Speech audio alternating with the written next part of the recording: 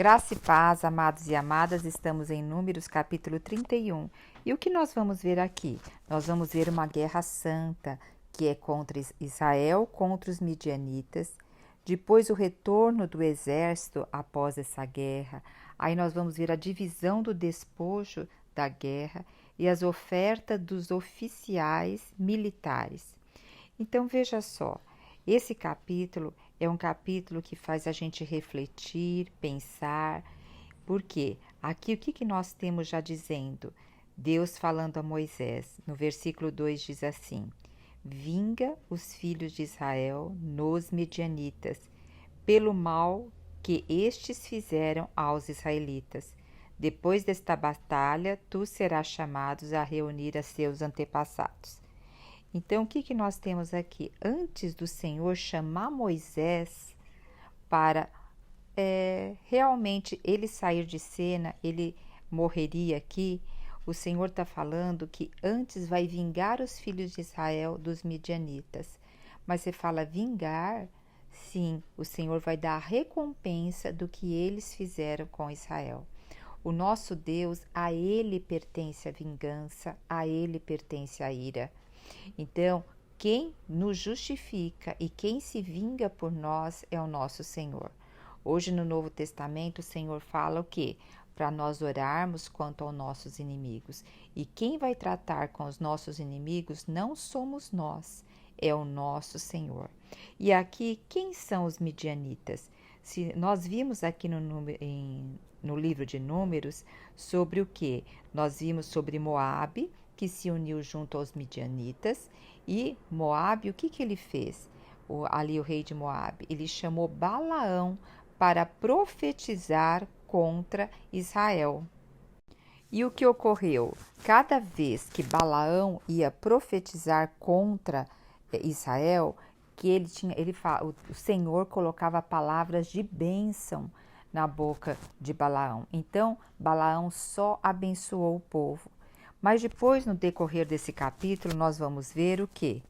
Que houve aqui a morte também de Balaão. E anteriormente nós vimos também o quê? Que Balaão viu que pelo profetizar ele falava segundo Deus, então ele teve uma outra estratégia, que as mulheres de Midian corrompessem os homens de Israel. E mediante isso, nós vimos aqui em Números que houve uma praga e houve uma morte de 24 mil homens de Israel. Então agora o Senhor o que? Ele está levantando a ira dele contra os midianitas, por terem feito o povo dele se prostituir. Houve já uma sentença para o povo de Israel, porque houve uma praga que ali foi consumido várias pessoas. Agora também o Senhor tem a sentença para o inimigo de Israel. No versículo 3 fala assim, olha, armem-se alguns dentre vós para a batalha do Senhor, que se avizinha contra Midian, a fim de pagar aos midianitas o preço da vingança de Yahvé. Novamente, a vingança pertence ao nosso Deus. A retribuição pertence ao nosso Deus. E o Senhor aqui, ele vai mandar escolher 1000 homens de cada tribo. Então, vai ter o quê? 12 mil homens que vão sair para a luta. 12 mil homens é um número pequeno em comparação que eles tinham mais de 602 mil pessoas. Pessoas não, homens de guerra. Então 12 mil é poucas pessoas. E também quem deveria ir com eles? Finéias, que era filho de Eleazar. Eleazar era aqui o sacerdote que ficou no lugar de Arão. E ele ia levar alguns objetos do santuário e também ia levar as trombetas para os toques solenes de aclamação. Então eles vão sair para a guerra contra Midian. E agora vamos ver o que acontece aqui nessa guerra. Então, olha só o que diz o versículo 7. Versículo 8. Quer dizer, eles venceram, mataram todos os varões medianitas que estavam ali na guerra e também mataram os 5 reis de Midian. Então, havia 5 reis em Midian. Eles mataram esses 5 reis de Midian. Aqui fala o nome de cada um deles. Olha só o que completa aqui. Da mesma forma, mataram à espada Balaão, filho de Beor. Olha, destaca aqui que mataram Balaão. Então, Balaão estava aqui, incitando esse povo a agir contra o povo de Deus. E o versículo 9 diz também que os filhos de Israel levaram cativas mulheres dos midianitas, como as suas crianças, e tomaram como despojo de guerra todos os rebanhos e bens dos filhos de Midian. Isso acontecia com uma certa frequência, que quando havia guerra num povo, um povo contra outro, então eles pegavam como despojo e muitas vezes habitavam na cidade e outras vezes destruíam a cidade. E eles levaram todo esse despojo à presença de Moisés e ao sacerdote Eleazar. E como será que Moisés reagiu a isso? Vamos ver aqui, então, como Moisés reagiu a isso no versículo 14. Diz que Moisés indignou-se contra os comandantes da força, chefe dos milhares de chefes. Porque questionou Moisés: por que deixaste com vida todas essas mulheres? Foram elas, ó, o versículo 16, foram elas que seguiram o conselho de Balaão e induziram os filhos de Israel a se perverterem contra Deus, o Eterno, no caso de Beor, de modo que uma praga feriu a congregação do Senhor. Ele está dizendo assim: por que vocês deixaram as mulheres vivas? Porque foram elas que, pelo conselho de Balaão, perverteram os filhos de Israel. Lá no caso de Beor, junto lá com Moabe, né? E de modo que uma praga feriu a nossa congregação e levou a muitos. Aí o que Moisés disse? Olha só, para nós parece assim tão cruel, né? Mas vamos ver pelo lado espiritual. Matai todas as crianças do sexo masculino, porque eles depois crescendo, eles iriam ter grande oportunidade de se vingar, de fazer uma rebelião. Depois fala aqui: matar igualmente todas as mulheres que tiveram relações sexuais. Todas as mulheres que já eram casadas, todas as mulheres que já tinham tido contato. Então, com o homem, não conservareis com vida senão as meninas e as moças virgens. Então, essas meninas e moças virgens, depois elas poderiam ser absorvidas pela comunidade de Israel, porque quem encabeçaria o lar seria um israelita. Então, não haveria risco de rebelião aqui. Quanto a vós, entretanto, agora está mudando o assunto, tá? A partir do versículo 19, muda já o assunto. Então, Moisés fala assim: quanto a vós, soldados, entretanto, acampai durante 7 dias fora do arraial. Todos vós que tendes contato com o cadáver. Então, o que acontece? Eles deveriam ficar 7 dias, depois que eles voltaram da guerra, 7 dias fora do acampamento, para que eles se purificassem, porque eles haviam tocado no morto. Não é porque eles haviam ali na guerra matado alguém, mas tocado na morte. E a morte é o salário do pecado. É a mesma coisa nós. Muitas vezes não, quando a gente passa o dia inteiro trabalhando, fora de casa, o que a gente tem costume de fazer? Chegar em casa, tomar um banho e se trocar. Muitas vezes a gente não entra nem com o sapato, que o correto seria, né, não entrar nem com o sapato da rua dentro de casa. Porque aquele ambiente que nós estivemos lá fora contaminou-nos. Então, ao entrar em casa, nós o que? Nos purificamos, nós nos limpamos. Então, é isso que está acontecendo aqui. Eles tinham que ficar 7 dias, espiritualmente eles teriam que ser purificados. E aqui o versículo 20 diz assim, ó: purificai também todas as roupas, todos os objetos de couro, todos os tecidos. Então, eles teriam que lavar todos esses objetos, tomar um banho, se limpar. Porque, inclusive, se tivesse adquirido alguma doença, alguma coisa, se manifestaria nesses 7 dias, né? Olha que interessante também. Está pedindo para purificar o quê? Todo o ouro, a prata, o bronze, o ferro, o estanho, o chumbo, todos esses despojos que eles trouxeram da guerra, Esses elementos, eles resistem às chamas. Então, eles teriam que passar pela purificação por meio do fogo. Então, primeiro eles passavam pela purificação por meio do fogo, porque aí, quando que se sabe que está realmente adequado essa purificação? Quando esse profissional olha para aquele instrumento e ele consegue refletir a imagem, né? Todavia, será, agora diz, tantos esses objetos, e o versículo 23 continua: todavia será pelas águas lustrais da purificação que todos os objetos serão considerados completamente puros. Então, como eles seriam purificados? Primeiro passando pelo fogo. Mas para haver a purificação completa, eles deveriam ser passados o quê? Pelas águas lustrais, que era uma água especial. E tudo aquilo que não resiste ao fogo deverá passar pelas águas purificadoras.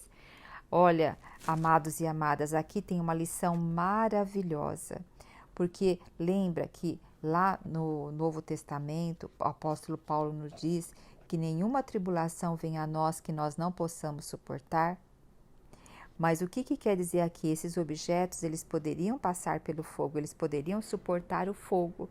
E o fogo são o quê? Experiências para nos lapidar. Quanto mais experiências muitas vezes nós passamos, mais nós vamos ficando transparentes e refletindo a imagem de Cristo. Porque as experiências nos levam a nos humilhar. O que é humilhar nesse aspecto? É esvaziarmos de nós mesmos e dependermos do Senhor. Então, as experiências nos levam a baixar a nossa fronte e ver que tudo vem do Senhor. Toda a nossa suficiência vem de Deus, e aí nós vemos que nós não temos força no nosso próprio braço, e é o braço do Senhor que nos conduz. Então, essas experiências de fogo nos levam a ter atitudes que expressam o Senhor por meio de nós.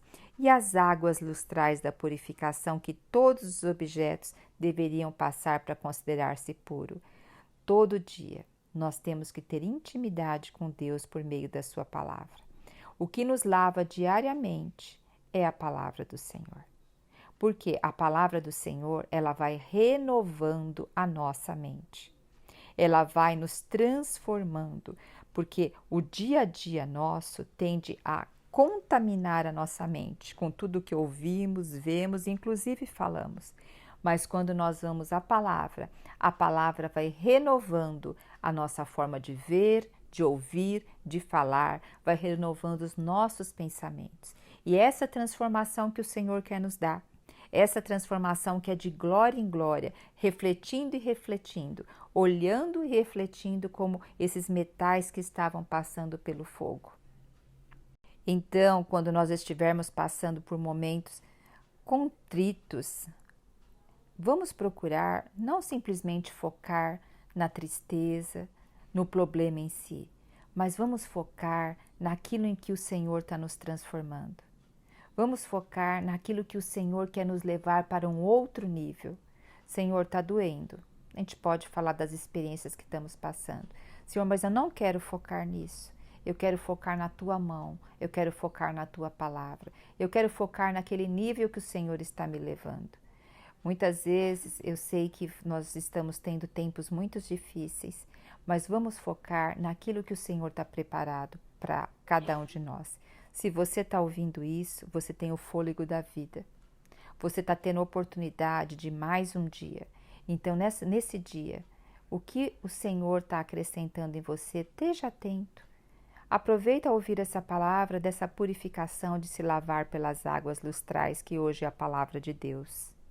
E agora nós temos mais uma outra parte que começa no versículo 25, que é sobre a divisão dos despojos de guerra. Então, como esses despojos de guerra, eles foram divididos? A metade ficou para aqueles que foram à guerra e a outra metade ficou para aqueles que não foram para a guerra. Então, não é só para aqueles que vão à guerra, são aqueles para que se sustentam aqueles que vão à guerra. Então, muitas vezes, No momento que nós estamos ofertando, no momento que nós estamos orando, nós estamos o quê? Sustentando aqueles que estão à frente da batalha. Nós temos missionários em outros países, pessoas que saem para pregar o evangelho, aqueles que dão a sua vida 24 horas para o Senhor. Eles precisam ser sustentados pelas nossas ofertas e pela nossa oração.